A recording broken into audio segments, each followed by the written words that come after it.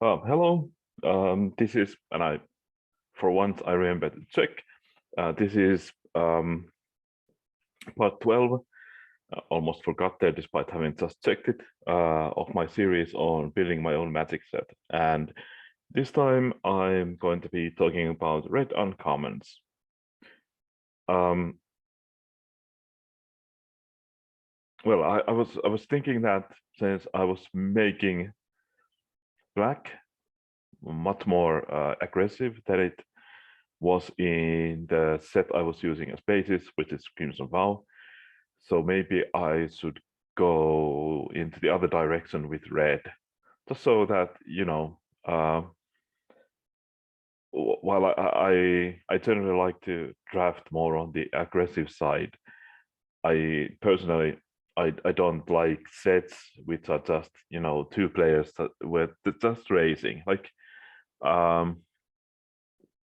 what's a good example? Among Get. That was often just because it was hard to block because of the mechanics.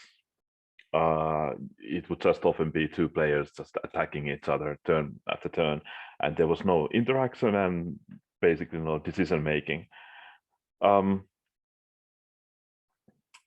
So yeah,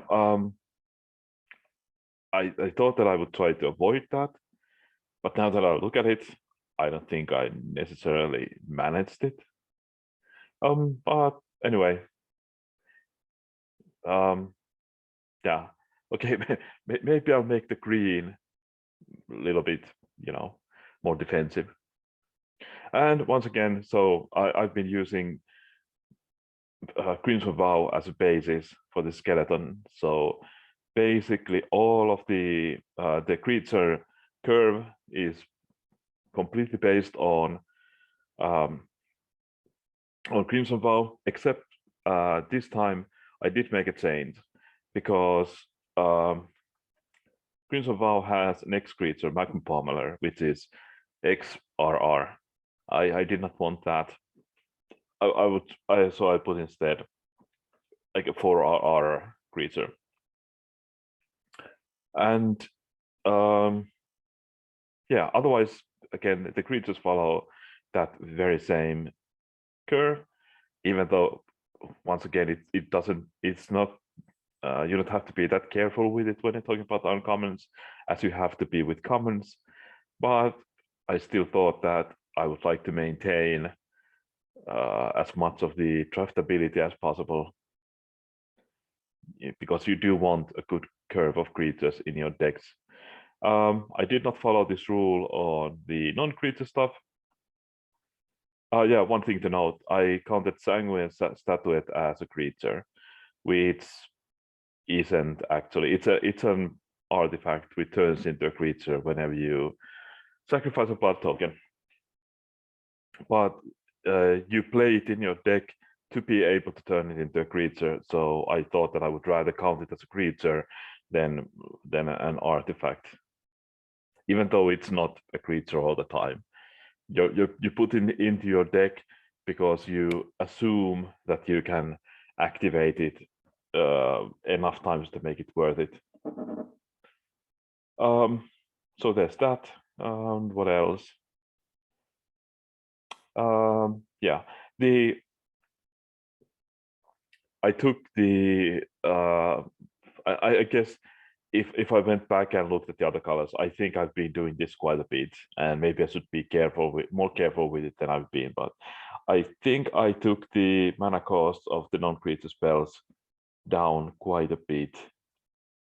Oh yeah, and then there was this thing that there was Honeymoon Hearse, one of the non-creature stuff. So how should I count that in my creature stuff? Because it's a vehicle, so it turns into a creature.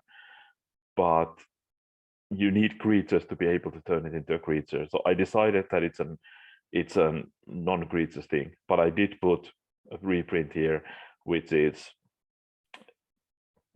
includes a creature, a lot smaller creature than the Hearse, but at least a creature that can do stuff on its own. Yeah.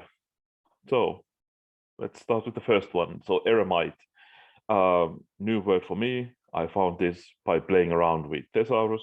I was looking for like something like a religious hermit type. So I guess this is it. I guess I don't know.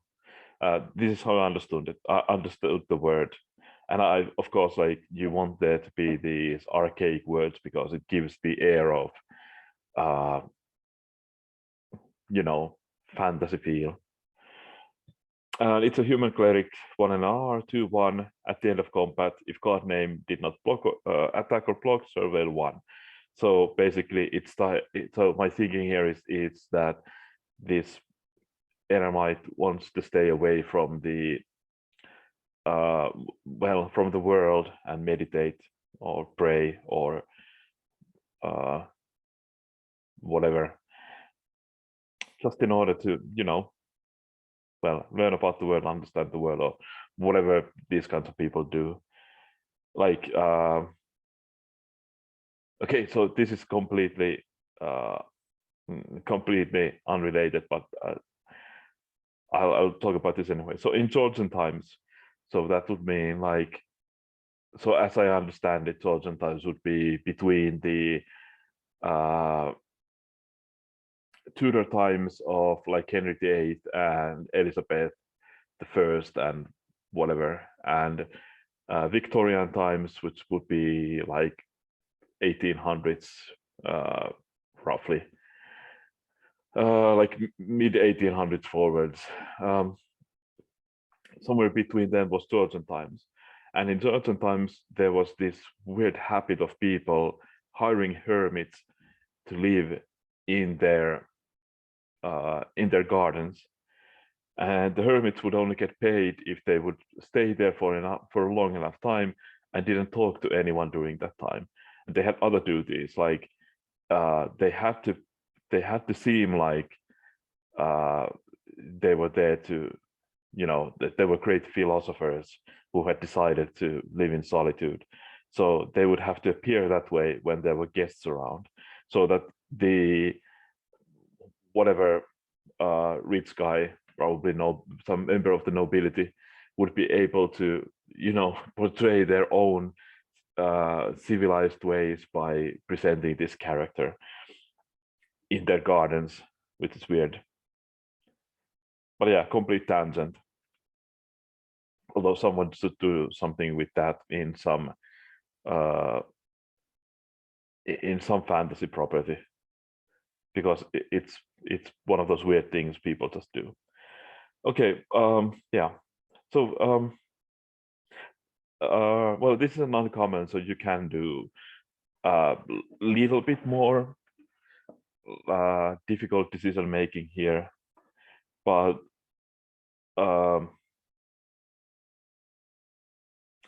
yeah, the fact that you can't attack or block, how if you want to do the surveilling, and it only happens end of combat, which might not trigger when you want it to trigger, because many of the things will pump creatures. So yeah, there's that. And of course, you will generally get at least the one surveil if you play it pre-combat. But that might mean that you can't, if you play it pre-combat, that if you're attacking with something else, you can't bluff a card or represent any cards in hand at that point. So the seemingly kind of simple design leads to kind of complicated decision making. Obviously, the surveilling might not even lead to anything, so there's even that. But yeah, so you have to sort of come up with a value for surveilling in different situations. How much is it worth? Do you want to risk this guy? Should I jump with this guy instead of something else? Yeah.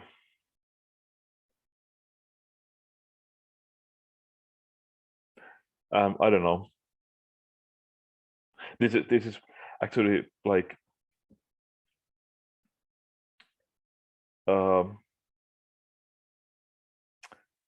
really hard to say how useful this is. This must actually be very, very powerful ability.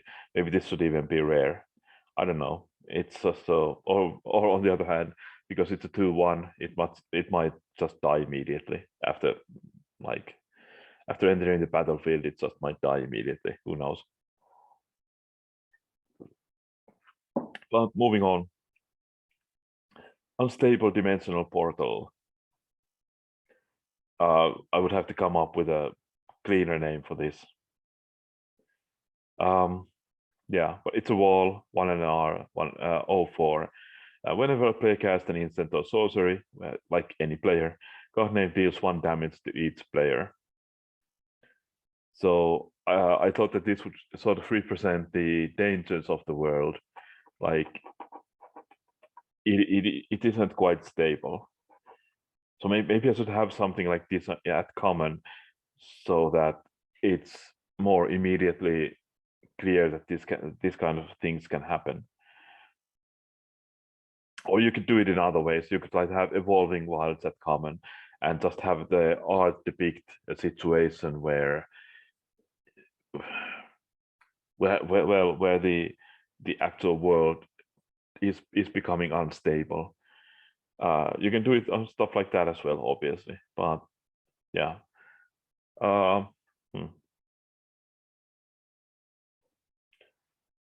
Then Humble Defector. This is a reprint from Khan's, I think the latter set, with name of which I can't remember. The second set, I mean the middle set, because it was basic. It was weirdly like, unlike the other blocks back in the day, it was a big set, small set, big set, and the small set sort of formed the block with each of the other 2 sets in a weird way. So I think it fades something. I don't know, but anyway, from that, so what it does is that you can tap it and give it to another player, and then to draw 2 cards, and obviously the other player can do the same. Then Dormant Oracle. So yeah, on Humble Defector, for the most small things. So obviously not very powerful in limited. You can like get a Hail Mary out of it, like draw 2 extra cards to see if you can find the missing piece. And obviously the opponent will get it, it's tapped, so they can't block it with it immediately. So in that sense, it can be kind of, helpful to do just before, if you're just about to lose the game, just to, get this 1 extra chance. Which can be frustrating for both sides. Well, anyway. But of course, like in a multiplayer game, it's kind of good if you can get like certain cards, like Trade Secrets was specifically banned so that you couldn't do this. But obviously, Trade Secrets means that you can just draw your whole deck 2 players. But this Humble Defector, you can make a deal with someone else and draw 2 cards at a time, which is kind of beneficial for both of you. Then, yeah, Dormant Oracle, Cleric, 2 and an R, 4/3. And so Viasino are kind of like lizard people. I don't know, like, are they different from Naga, actually? Am I being weirdly racist here or something? I don't know. But so I thought that, like, lizards are cold-blooded. So they can't maintain body heat similarly to mammals. So I thought that maybe this has like problems. Like the flavor here is that this thing has problems, like, well, with the environment. So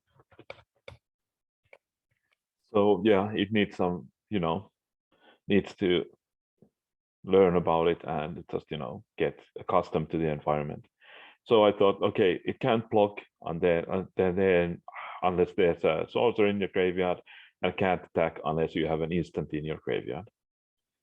So I thought that would nicely balance out the size of the creature.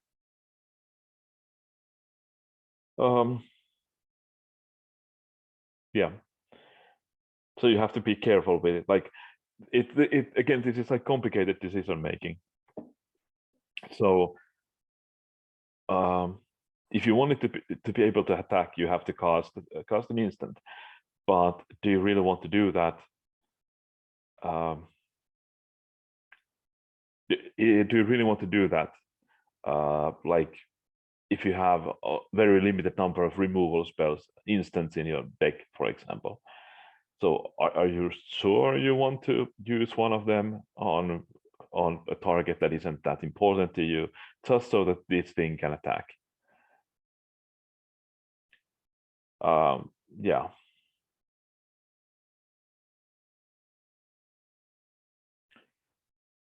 But of course, if you have like Thrill of Possibility, so obviously if you can do that, then it's going to be well, obviously that still like cost you some tempo using that mana early on in the game. But yeah, so yeah, I found this interesting, but possibly too low value to be able to use. There isn't much self mill either in the set. Then Wrangler. I was going to add something to this, but I forgot. I was like something Wrangler. But anyway, Goblin Rogue, 2 and an R, 3/1 haste. When you surveil for the first time on your turn, target creature can't block this turn. So kind of a basic thing. There's a lot of these kinds of creatures in red, like Uncropped Grasser or whatever that thing was in Ravnica, which was a goblin as well. But yeah, I think that happens quite often in red. Then low life ambusher, Orc Assassin, 2/RR, 3/3. And with ETPs, if you have surveyed this turn, card name deals damage equal to the number of assassins you control to any target. So here I was thinking about what's it called? I can't remember its name. It must be here somewhere. Or I guess it's in the other set. That might be it. It might be in the Midnight Hunt set. But yeah, there was, I think it's called Voldaren Ambusher or something like that. So if yes, it has to be in the Midnight Hunt because it looks at whether you damage your opponent. So that if you damage your opponent this turn, it deals equal to the number of vampires you control to the target creature when it enters the battlefield. And there's similar cards like in Kaldheim, there's a giant 4/2, which deals when it enters the battlefield, it deals damage to I think any target equal to the highest number of types you have in play. So like yeah, a variant on that. Yeah, I don't know what the name should be, like low life ambusher. I don't know. I don't know what I was thinking. Well, then again, like these are just working titles anyway. Demented Prophet, Human Cleric, 3 and an R, 3/1. Tap to surveil 1, discard a card. If you do, draw a card. Basically, there's a card called Mad Prophet, so plots are based on that. Did the Mad Prophet have haste? Actually, I don't know, but like, I did give this the surveil 1 with the new ability, so I also wanted to take down the power level a little bit, so I took away 1 point of toughness. Don't know how much that would matter in reality, but yeah, here we are. Then the next, Eager Martyr, Human Warrior, 4 and an R, 4/3. Whenever a player targets card name with a spell, all other creatures you control get +1/+0 until end of turn. So, not sure how meaningful that is. That whenever any player targets card name, like, how often does that actually matter? Like, that some player other than yourself targeting this creature triggers this ability, because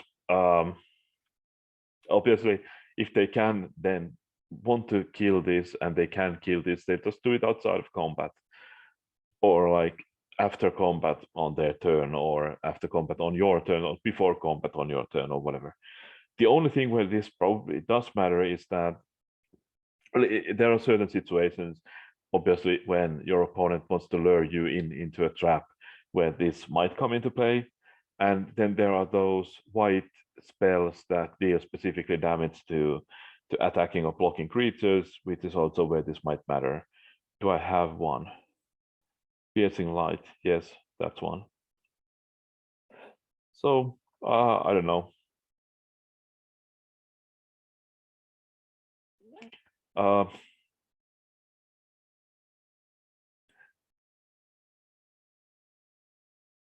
Okay, so but one of the things was that I do want these like religious themes here, because that should be a major theme. And like again, like with the black, I was talking about how these are very individualistic, and there's whereas the order is very very uniform, and everything is planned out to the well as far as they can, because obviously it's not very easy.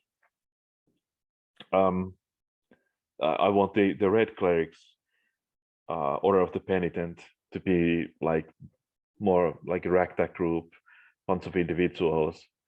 There's not much uniformity. Everyone is some different. So I want to put them on largely on uncommons. So yeah, and I did want the religious theme, so that's why I extended it to matter with opponent's cards as well. Then Dune Rider, legendary elemental, 4/RR, 6/6 trample, and when it TTPs, any opponent may choose to put 2 +1/+1 counters on card name. If no opponent does, card name has haste. Originally, this was a 4-mana 5/5, but then I decided that with the same text. But then I thought about that there's in Ixalan, there's the uncommon Monster Saur, I think was the name. That was pretty much the same thing. Well, without the +1/+, so that was stronger. So I just made this bigger. Yeah, which I don't know, probably makes this a worse card because you want to be able to cast spells earlier on, and like the difference between being a 5/5 and a 6/6 isn't actually that much. Like if you think about it from the point of view of having 20 life, you need to hit as many times with the 6s as a 5/5. Obviously, it's not that simple because there's going to be blocking involved and whatever, but still, yeah, the difference between a 6/6 and a 5/5 isn't necessarily that much. But yeah, still did make it bigger.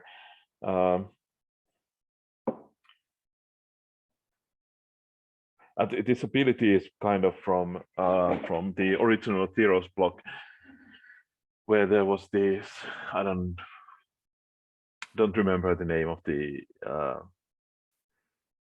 name of the ability, but similar ability where you can put +1+ opponents can put +1/+1 counters on creatures so that they can't or they'll get some ability like haste, or like sometimes they would deal direct damage, or sometimes you had to sacrifice creatures instead and stuff like that. But except that would target a creature, so target the player, I mean. So that the Theros person puts like, I'm thinking about EDH here, but it has a political element, because if you can choose which opponent makes the decision, you can negotiate with them that you want certain things to happen, and yeah. Okay. Yeah, and as a legendary creature, it's not very powerful. Like I did want to make, I have a lot of legendary creatures in this set, so I wanted to make most of them to be something that you might want to play as your commander. this definitely isn't it. This is just too boring to be a commander. Like if we compare to the black creature, where is it? Oh, here, legendary Orc Rogue. Whenever an Orc or a Rogue you control becomes blocked, each creature blocking gets -1/-1 till end of turn. So that's maybe something that you might want to play as your commander, maybe. I don't know. Or here, legendary Merfolk. Oh yeah, that's the Dark Mystic copy. And where is it?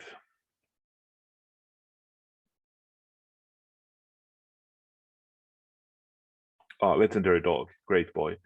Yeah. And as you might have noticed, I did have some rares in most. I have 2 rares here as well. Like I've been pushing cards into high rarities when I come up with cards, but I don't want to have them at this specific rarity, so I just push them into the higher rarities. Where I do have another legendary creature, but it felt too complicated to be an uncommon, or maybe too powerful. I don't know. Anyway, moving on. Mask of Humiliation, artifact 1 in an R. So yeah, this is an equipment, and it comes. It doesn't give any bonuses, but it gives the ability to sack the equipped creature to ping something, any target, deal 1 damage to any target. And it comes with a creature like 1/1 human. I don't remember. Anyway, why I did put it here, and why I will put like some. I haven't done any of the colorless things yet, but I will put some possibly equipment or artifacts there as well. The point was I wanted to have like religious relics. So, or I guess a relic is specifically like a part of like a holy man. At least in Catholicism, as I understand it. Not a Catholic, so I don't know. But anyway,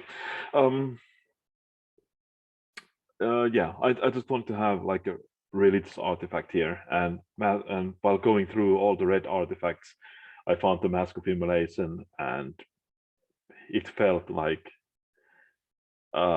the best one, like for a bunch of flagellants, or a group where flagellancy is common. But yeah, so next, religious Pharaoh, aura, just cost an R, enchanted creature, or enchant creature, and creature gets +2/+2 and haste. If it hasn't attacked this turn, sack card name. So a combination of, like, for some reason I'm a fan of Goblin Warpaint. Possibly because Goblin cards in general, like, who wouldn't be a fan of goblins in general? But let's see, Goblin Warpaint.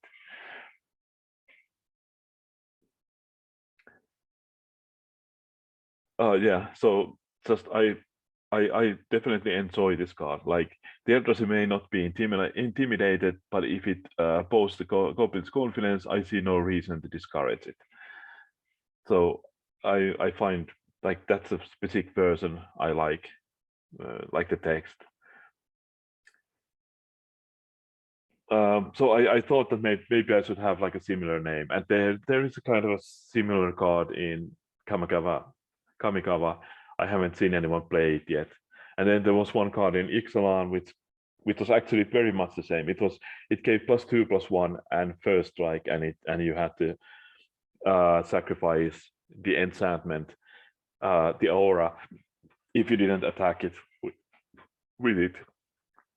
Whoops. And here, just to be clear, you're sacking the aura, not the creature, if you didn't attack it. I guess Curious Obsession has the same text as well. Yeah. Then Interdimensional Lightning. Deal 5 damage to target creature or Planewalker. And if you target a creature, choose one of its types and deal 1 to each other creature with that type controlled by that player. So this is just that you can get rid of those pesky 1/1s in some particular cases, but not always. Although if I go back and check, I'm not sure if I remember to give all the 1/1s I mentioned in various cards. That I remember to give them types. I'd have to check, just in case. Then, but yeah. So this is one of those things like the unstable dimensional portal.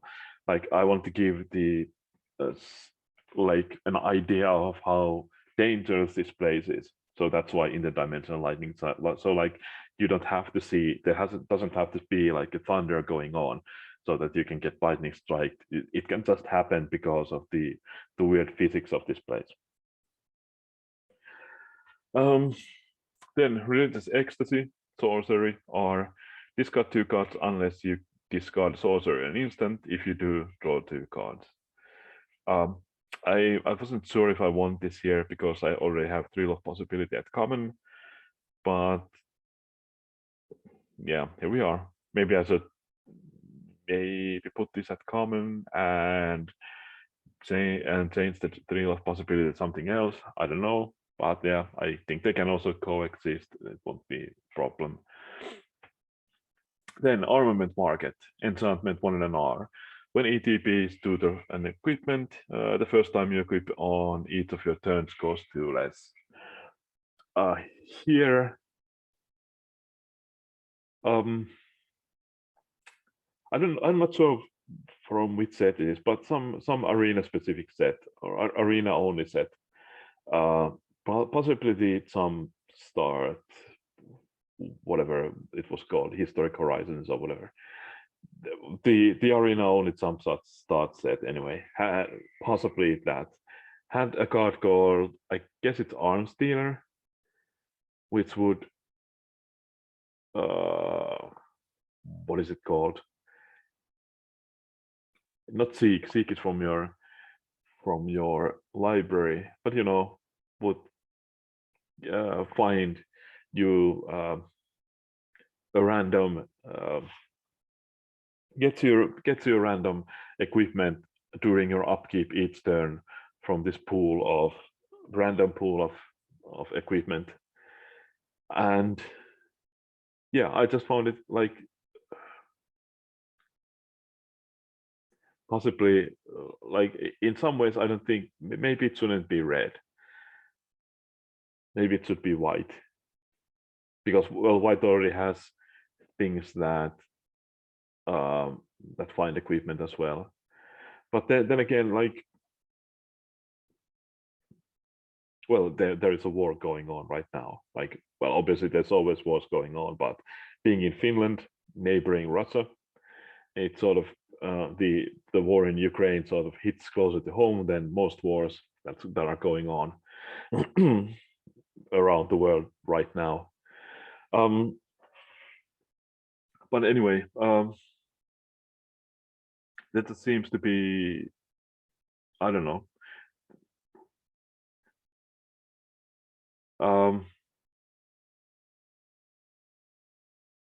I lost my train of thought completely, which happens sometimes.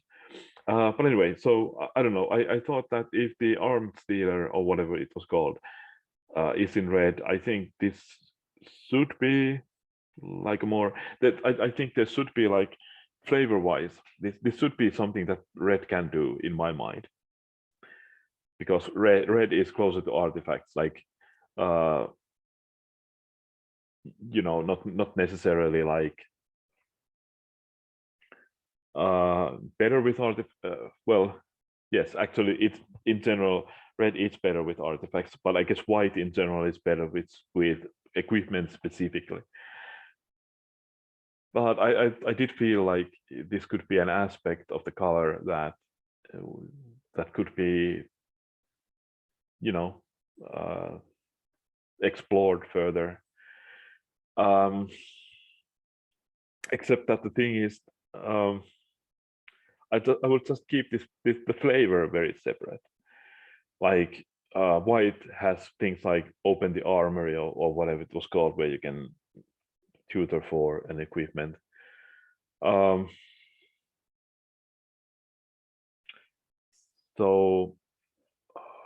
maybe it's an equipment or an aura. I'm not sure. I don't remember. But anyway, so I think you should keep this separate, like the flavors separate. So there should be this I don't know, capitalistic view of this on the red, and there's like more like society armoring or arming their own soldiery or whatever in white. So I think there should be a flavor difference, even if there isn't like mechanically that much of a difference. Yeah. Not much equipment in the set thus far. I think there's some. Well, the Mask of Humiliation is one. But I remember what the equipping cost for Mask of Humiliation is, but I'm not sure how helpful the two is yet. But anyway, well, as usual, some things I would definitely like to fix. Just haven't come up with anything better yet.